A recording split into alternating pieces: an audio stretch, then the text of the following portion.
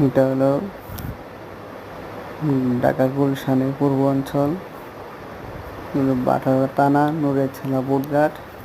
এই জায়গায় এই পানি, আসলে পানি বেশি হওয়ার কারণে রাস্তাঘাটে মানুষ চলাচল করতে পারে না।